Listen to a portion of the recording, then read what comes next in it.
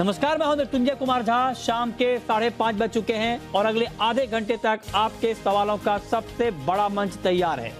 अगर आपने कमोडिटी में ट्रेड किया है या फिर नया ट्रेड करना चाहते हैं, जानना चाहते हैं, समझना चाहते हैं कि आपके लिए बाजार में कमाई के मौके कहां पर हैं, तो आप सवाल पूछिए। नंबर आप नोट कर लें 02223001634। इसके अलावा आप 02223001635 पर भी अपना सवाल पूछ सकते हैं।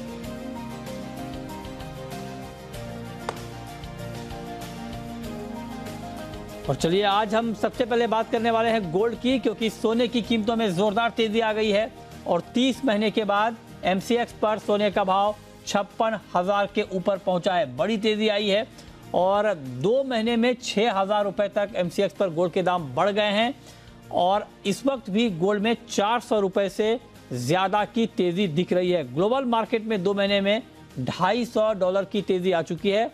1870 डॉलर के ऊपर चला गया है गोल्ड। बड़ी तेजी क्यों आई है, उसके पीछे 2-3 बड़ी वजह।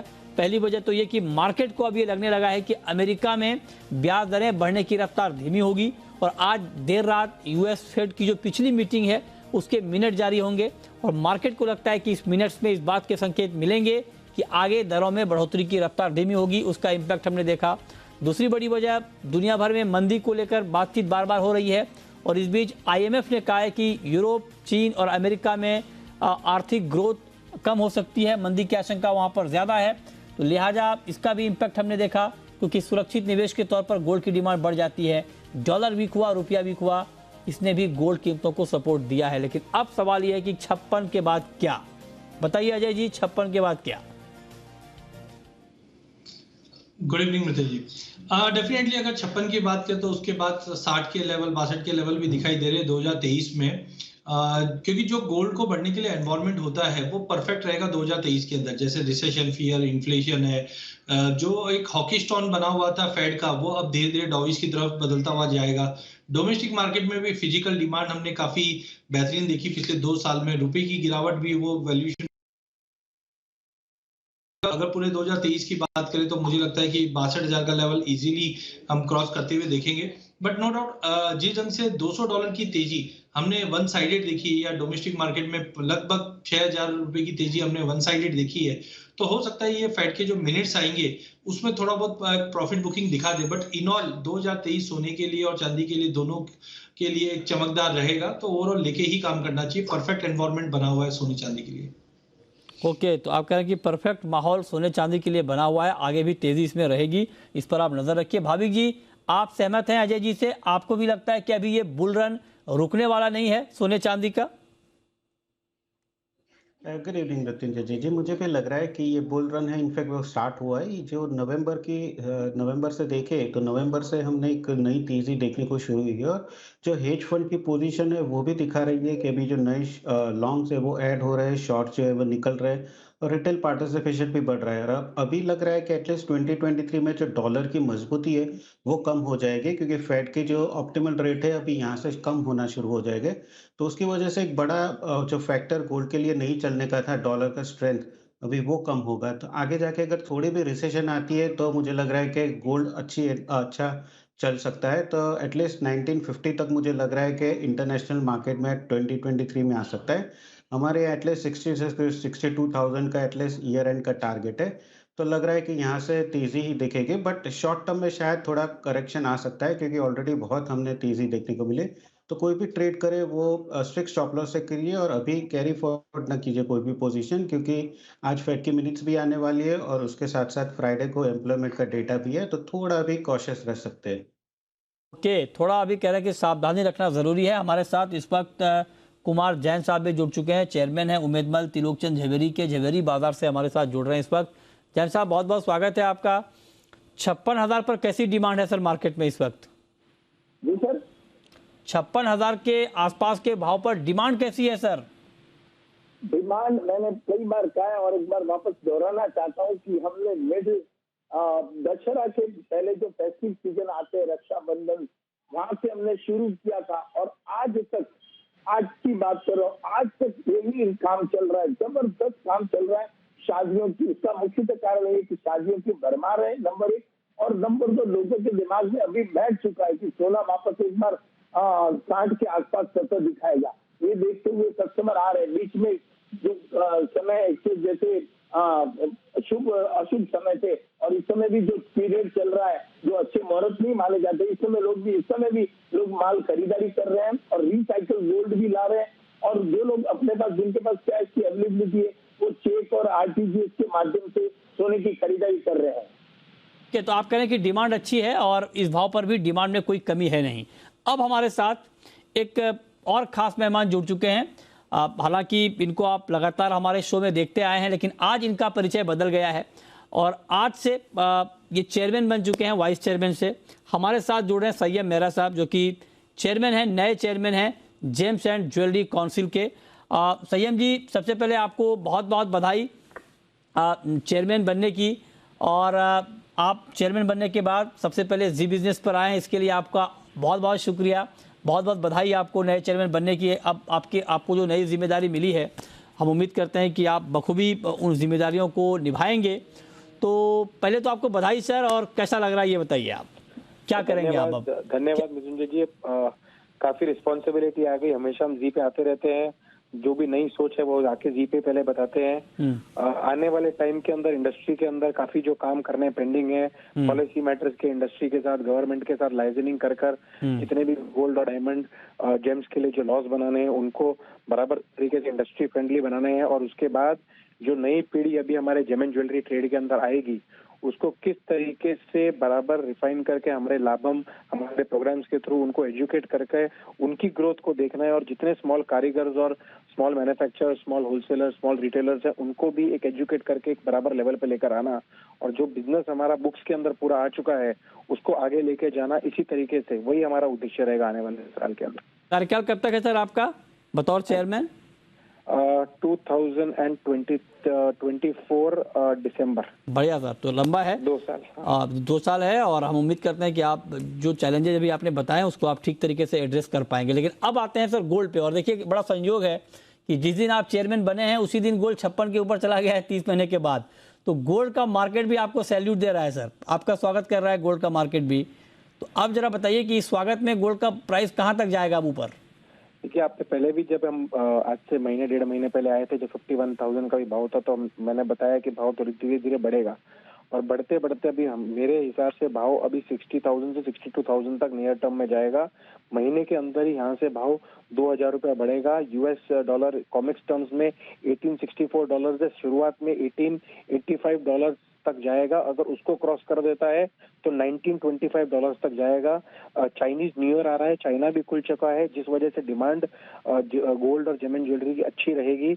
इस वजह से भी गोल्ड को काफी सपोर्ट मिलेगा। फंडामेंटल्स गोल्ड के बहुत पॉजिटिव हैं अभी, और कस्टमर अभी समझ गया है कि गोल्ड रुकने वाला नहीं है। जिस वजह से, जैसे कुमार भाई ने बताया, कि डिमांड बहुत ही अच्छी है और आगे भी अच्छी रहेगी। सेंट्रल बैंक्स ने भी 400 टन के ऊपर गोल्ड अभी खरीदा है, जिस वजह से पूरे जो कंट्रीज हैं उसके बैंक्स भी समझ रहे हैं कि अभी गोल्ड के ऊपर भरोसा करेंगे तो ही कैश में या डॉलर टर्म्स में रखने से बेटर गोल्ड के अंदर अपने रिजर्व रखे जाएं। इस वजह से काफी सपोर्ट है गोल्ड को, और आने वाले टाइम के अंदर ये और रेट्स बराबर तरीके से बढ़ते रहने वाले हैं। ये संयम भाई, कुछ लोग ये कह रहे हैं कि जैसे जिन वजहों से गोल्ड के दाम बढ़ रहे हैं, अगर वो वजह बदल जाए या वो चेंज हो जाए तब फिर क्या होगा? मसलन कुछ लोग ये कह रहे हैं कि यूक्रेन और रूस का युद्ध हमेशा तो चलता नहीं रहेगा, कभी ना कभी ये थमेगा। मंदी की आधिकारिक पुष्टि अभी उस तरफ से नहीं हुई है, खास करके यूएस में। अगर मान लीजिए मंदी नहीं आती है, मंदी टल जाती है, यूक्रेन रूस का युद्ध खत्म हो जाता है और फेड का बेशक दरें बढ़ाने की रफ्तार कम हो लेकिन दरों में बढ़ोतरी कंटिन्यू रहे, क्या तब भी गोल्ड नहीं गिरेगा? फेड के रेट जब बढ़े थे, तभी फेड के रेट बढ़ने के बाद टेम्पररी गोल्ड को थोड़ा सा धक्का लग के 500 रुपए 1000 रुपए नीचे डाउन आया था। कभी गोल्ड यूक्रेन को कोई वॉर को पकड़ लेता है, कभी फेड के रेट्स को पकड़ लेता है, टेम्पररी डाउन आता है, फिर वापस ऊपर जंप मारता है गोल्ड। तो ये जो टेम्पररी फैक्टर्स है उससे 500 to 1000 रुपी टर्म्स के अंदर आएगी पुश। लेकिन जैसे डिमांड है, ऑयल है, बाकी सब चीजों के ऊपर भी जब गोल्ड चलता है फैक्टर रेट, तो उनको सबको फैक्टर इन करके टेम्पररी अगर बैकलैश आएगा 500,000 का, उससे ज्यादा बैकलैश नहीं आएगा। धीरे धीरे ये भाव बढ़ता ही रहने वाला है।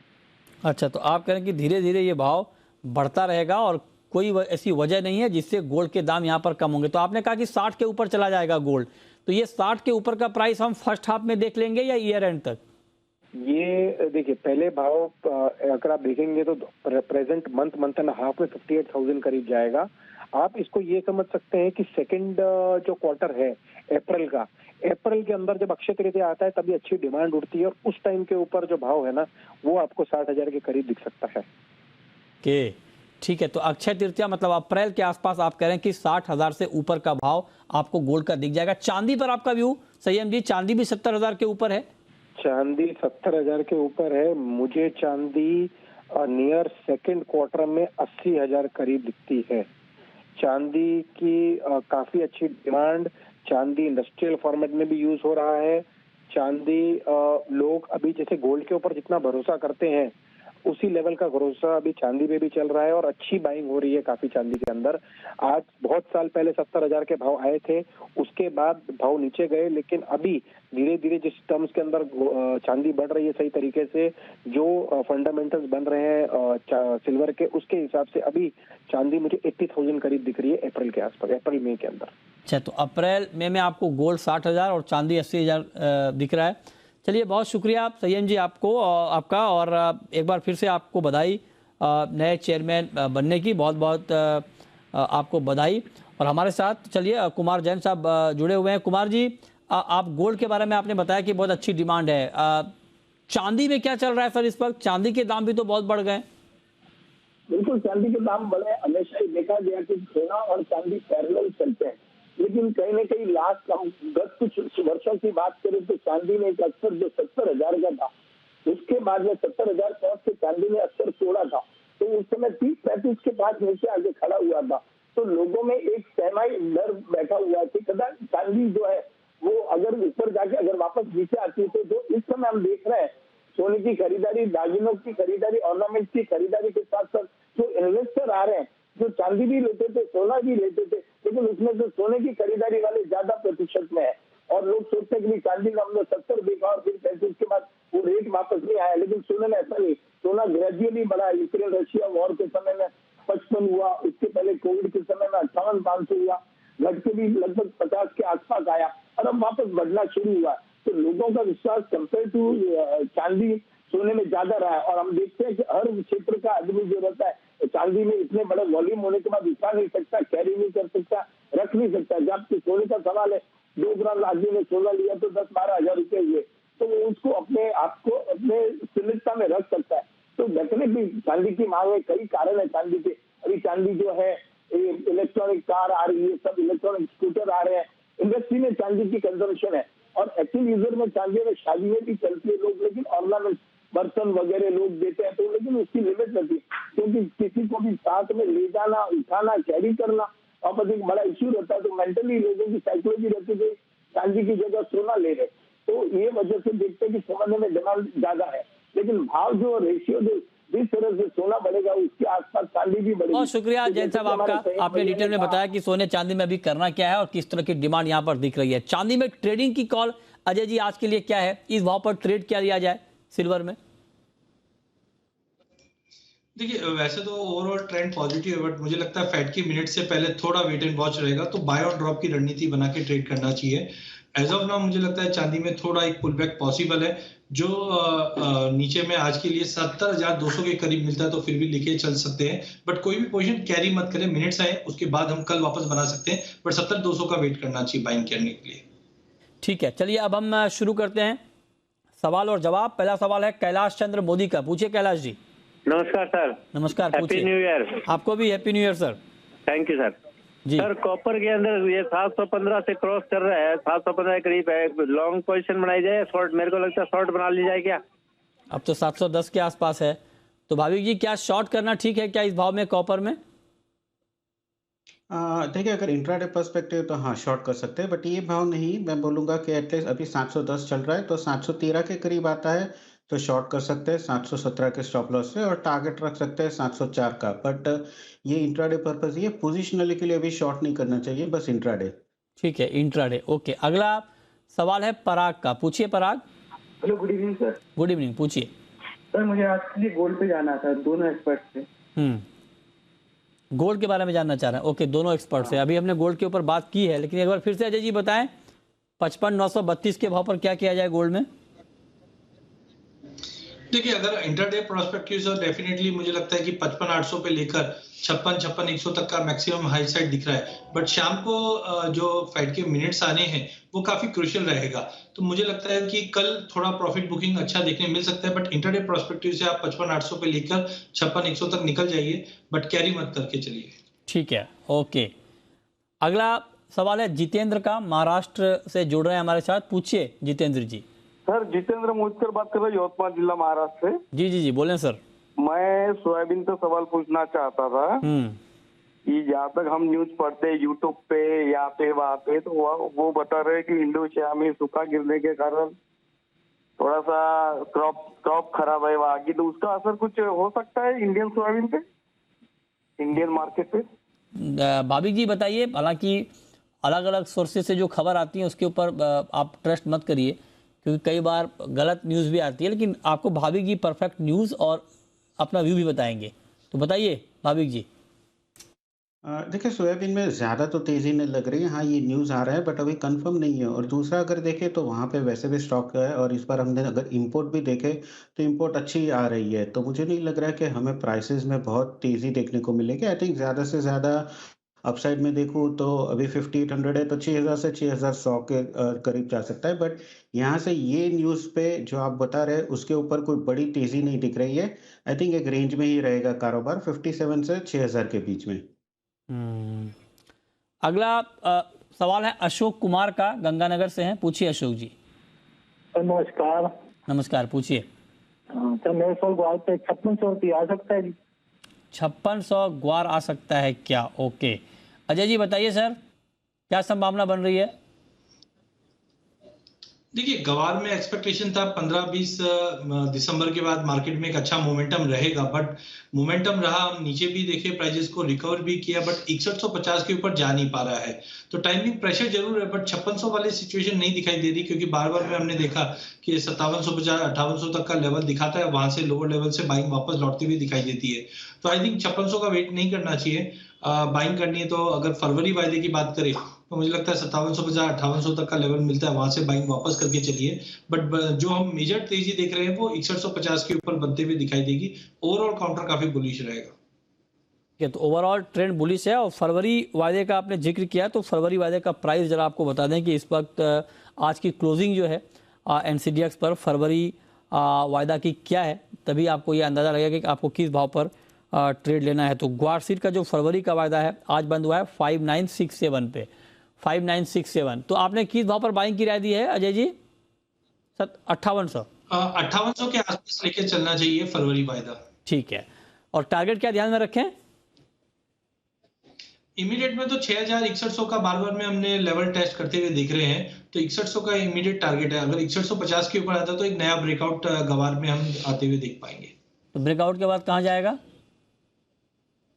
ब्रेकआउट में हमें लगता है कि अगर ये 6150 के ऊपर निकलता है तो हम पहला लेवल जो देखेंगे 6800 6850 का जोन देखेंगे।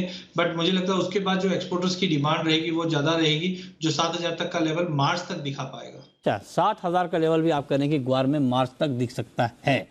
चलिए अगला सवाल है जतिन का। पूछिए जतिन जी। हाँ, नमस्ते सर जी। मेरा सवाल कपास पे है। कपास मैंने 1725 और 1765 पे बाय किया हुआ है, तो इसका आउटलुक क्या रहेगा? भाभी जी ऊपर नीचे में क्या भाव रहेंगे? हाँ, ठीक बात है। भाभी जी बताइए सर, कपास में क्या लग रहा है ओवरऑल अभी आपको सेंटीमेंट?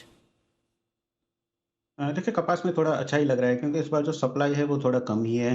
हालांकि डिमांड अभी जो चाइना से ओपन हो रही है, तो लग रहा है कि आगे जाके भी डिमांड ओपन हो सकती है। बट ये मेजर बुलिश फैक्टर अगर देखें तो थोड़ा सप्लाई का है। और मार्केट में भी अगर देखें तो किसान अभी मार्केट में बेच नहीं रहे, माल होल्ड कर रहे हैं ऊपर के प्राइसेस के लिए। तो मैं भी बोलूँगा कि एटलीस्ट कपास में जो 28 अप्रैल का जो कॉन्ट्रैक्ट है 28 अप्रैल का, वो होल्ड कर सकते हैं 1750 के टारगेट के लिए। और आपका अगर आपका पोजीशन है तो 1650 के स्टॉप लॉस से खड़े रहिए। 1750 के करीब आता है तो एक बार प्रॉफिट बुक कर लीजिए। ठीक है। नरेश भाई हैं हमारे साथ जुड़ रहे हैं। पूछिए Naresh ji. Good evening sir. हाँ, गुड इवनिंग। पूछिए सर। जी सुन रहा हूँ, पूछें। मेरा सवाल अजय जी जो है, सिल्वर 67-68 हजार पे मिल सकती है क्या नीचे में? 67-68 हजार के भाव पर चांदी मिल सकती है क्या? 70 के ऊपर है अभी। अजय जी बताइए, 68-67 का वेट करें या इसी भाव पर ले लें? वो भाव दिखेगा नहीं, क्या लगता है आपको? चांदी में तो मुझे मंदी दिखती नहीं है, बट हाँ नो डाउट आजकल जो फेड के मिनट्स आने हैं, क्योंकि अब तक का एक ट्रैक रिकॉर्ड ये देखा हमने तो जी पिछले 3 महीनों में जब जब फेड के मिनट या फेड की मीट रहती है इंटरेस्ट रेट को लेकर, उससे पहले तो सोने चांदी में थोड़ी बहुत पैसिमिज्म या गिरावट रहती है, बट मीट और रेट के बाद एक जबरदस्त तेजी आ जाती है। बट इस बार हम देख रहे हैं कि पिछले 15-20 दिन महीने भर से कंटिन्यू हम ये रैली देख रहे हैं, तो एक होप है कि मार्केट में यहाँ पे एक प्रॉफिट बुकिंग देखने मिल सकता है। तो बेटर है वेट करना चाहिए कल आज रात की मीट का। मेरा एक्सपेक्टेशन है कि अगर थोड़ा भी अगर हॉकीज या थोड़ा चेंजेस आता है टोन में, तो पॉसिबल है कि हम अच्छी प्रॉफिट बुकिंग अगले 2 सेशन में देख पाए। बट ओवरऑल शॉर्ट बिल्कुल नहीं करना है, बाय ऑन ड्रॉप की रणनीति बना के चलिए। ये साल में हमें लगता है चांदी 90,000 तक का लेवल दिखा देगी, जिस जन से गोल्ड सिल्वर रेशियो में फॉल है और इंडस्ट्रियल डिमांड बनी हुई है। ठीक है, अगला सवाल है मनीष का। पूछिए मनीष जी। सर मेरे को क्रूड पे राय लेनी थी। 6700 पे मैंने 20 क्रूड लिए हुए हैं सर, तो क्या दोबारा भाव मिलेगा मेरे को? 6700 पे आपने 20 लॉट क्रूड का बाई किया है, ओके ठीक है।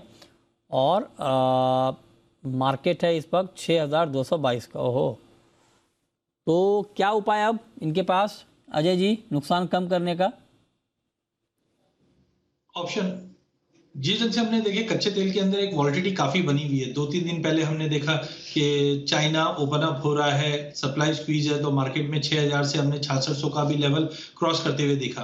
बट अब नंबर ऑफ केसेस चाइना में बढ़ रहे हैं, रिसेशन के फियर बने हुए, इसके जो वापस मार्केट में फॉल है, तो एक ब्रॉडर रेंज बन चुका है 6000 से लेकर 6600 का। टाइम भी मुझे लगता है मार्केट में एक दबाव बनना चालू है, क्योंकि कल से ही गिरावट स्टार्ट हुई है। तो बेटर एक बार लॉस बुक करके निकल जाइए। 6100-6120 तक के भी हम लेवल देख पाएंगे वहां पे, क्योंकि ओपेक की मीट भी है, उधर के जो आउटकम आएंगे that will be more important.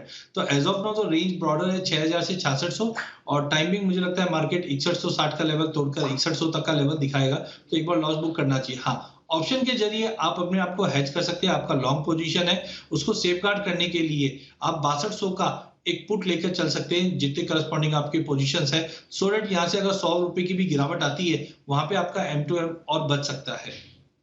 ठीक है, नेक्स्ट कॉलर राजेश हैं, हमारे साथ जुड़ रहे हैं कोलकाता से। पूछिए राजेश जी। नमस्कार सर। नमस्कार, पूछिए सर। मैं नेचुरल गैस के बारे में जानना चाह रहा हूँ, तो इंट्राडे और प्लस में 5 से 7 दिन के लिए क्या व्यू है? इंट्राडे और 5 से 7 दिन के लिए नेचुरल गैस में क्या व्यू है, तो बताइए अजय जी। देखिए नेचुरल गैस के अगर ऑप्शन डेटा देखते हैं तो मुझे लगता है 300 से 400 का एक ब्रॉडर रेंज बन गया। जनवरी मंथ 400 के ऊपर नहीं जाएगा, 300 के नीचे जाता हुआ नहीं दिखाई दे रहा है। वेदर का जो स्पेकुलेट था उसकी वजह से हमने काफी बड़ा फॉल आते हुए देखा है, जो ओवरसोल्ड टेरिटरी में नेचुरल गैस को ले गया, जो $4 के नीचे आ चुका था। अब यहाँ से मुझे लगता है कि आज पॉजिटिव ट्रेड दिखा है, जो पॉजिटिव दिखा सकता है।